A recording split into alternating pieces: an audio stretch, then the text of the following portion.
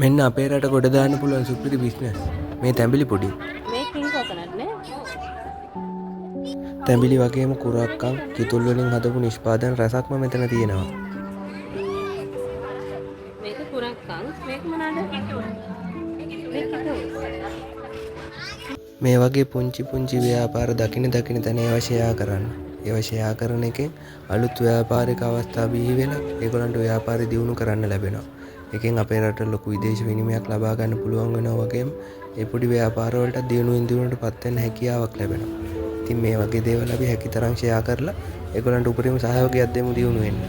පුංචි ළමයින්ට දෙන්න ඕනේ රසකාරක නැති කෑම જાති. මේක හරිම රසයි. මමත් ගෙදර ගිහිල්ලා අපේ පුතාටත් දුන්නා. මෙයා තමයි අපේ ගෙදර රස පරීක්ෂක. එයාගෙන් අහලා බලමු මේ තැඹිලි පුඩින් වල රසය කොහොමද කියලා.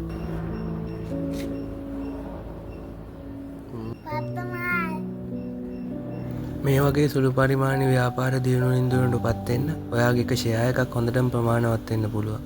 ඒ නිසා හැකිතරම් ෂෙයා කරන්න. අපි මේ ව්‍යාපාර ගොඩනගන්න හයියක් වෙමු. ආයි බබාලාට මේව දෙන්න ඕනේ ඇත්තට විශ්වාසක් එමෝටම දෙන්න ඕනේ. මොනවද?